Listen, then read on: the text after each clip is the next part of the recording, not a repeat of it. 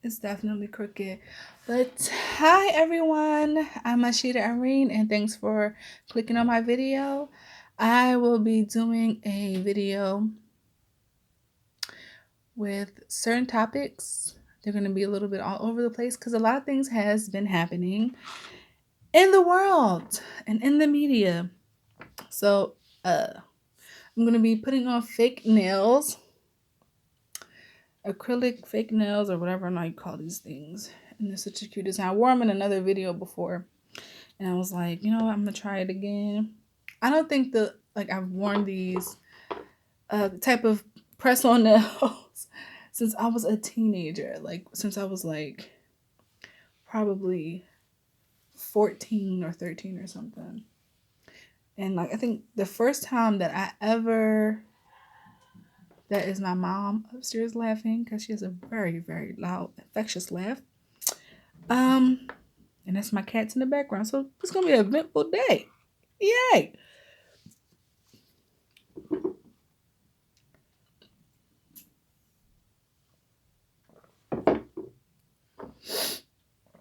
Okay, so yeah, the last time I think I put on press on nails was when I was like maybe 13, 14.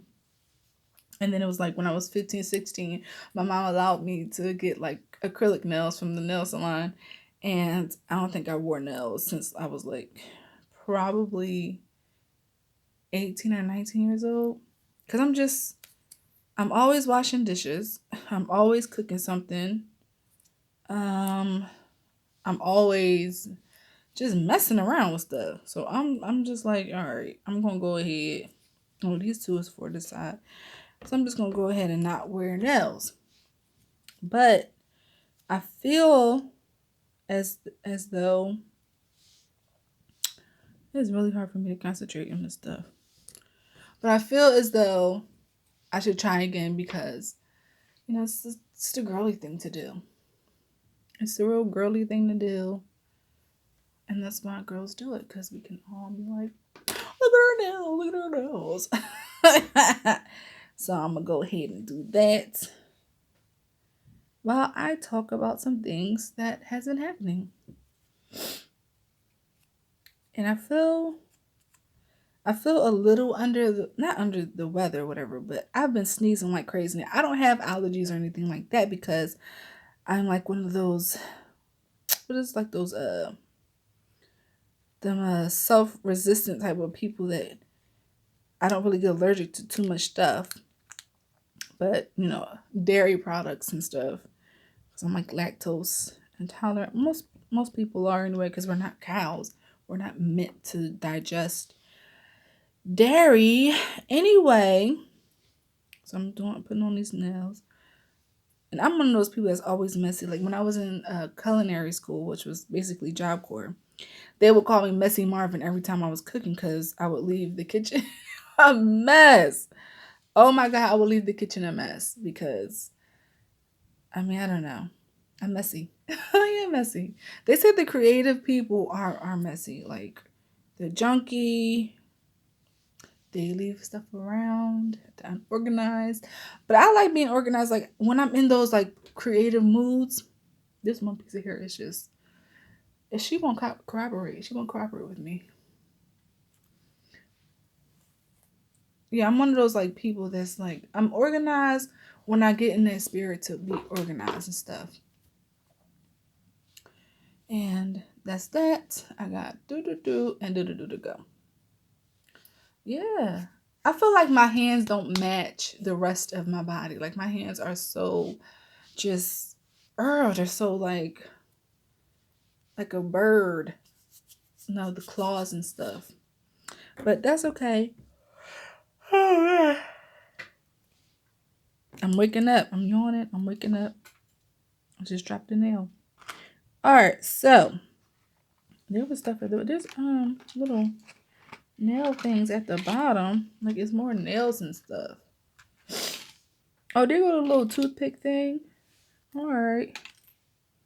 Oh, I thought it was more designs down here. It's not. So I'm going to do the ring finger and then the thumb. So I did my hair. Now, as if you've been watching my videos, you know that the hair thing is a process. It's a journey for me. I'm learning my hair again. And I straightened it bone straight. I put the rice oil stuff in it, and I put the black castor oil stuff in it. And every time I put some kind of like oil in my hair or grease in my hair and I go to straighten my hair, it comes out flat just like this. Like there's no life to it. It's just super shiny, soft, and flat. I would love to have one of those hair where it's like it has some kind of volume to it, but whatever. We all are born with our own stuff, and don't be jealous. Just, accept what you have. I don't know that. So sorry. I'm also very, very, very hungry because I haven't eaten anything except for a green smoothie. Now, a green smoothie is because, again, I said I was feeling kind of under the weather and like sneezing like a maniac. And so I'm like, all right, I know that ginger and kale and wheatgrass and all those good stuff. I said I'm clumsy. All that good stuff is what's important, especially when you are feeling sick. You know what I'm saying? You gotta know the health stuff. And so the health stuff is what I am learning. Learn about all the kind of herbs, all the kind of spices, all the plants and all that stuff, edible vegetables and stuff that you can take that will eliminate mucus and, get your body feeling right, back to normal. So let's talk about, this is hard, getting this glue stuff, and it fell on the floor, so it's like, whatever. Let's talk about the Joe Budden podcast. I am devastated. I'm devastated, y'all. The Joe Budden podcast is no more with Rory and Mal and Joe Budden himself.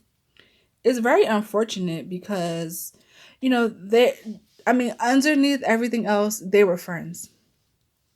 And it just seems like, if you're going to be in the business, it's best to not do it with your friends. It's best to just absolutely 1000% strictly business.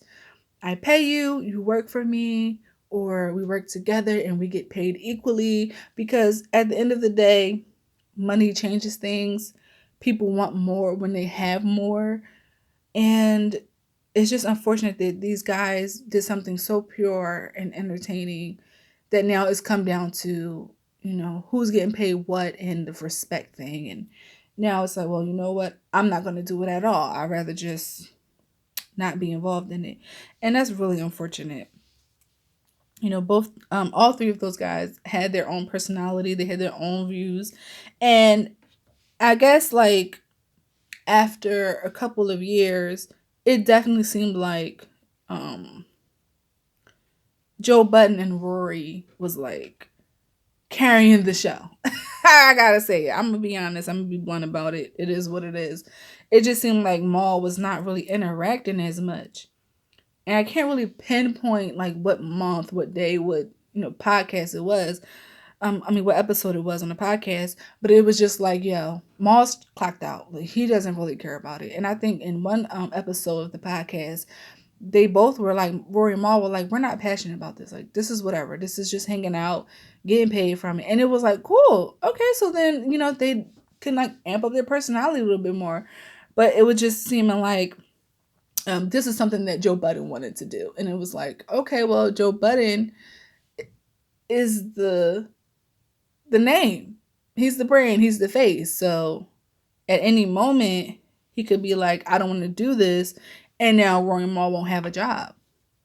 So it's kind of interesting that it's the opposite way around. But the thing is, with Joe Budden, he always finds a way to get that bag.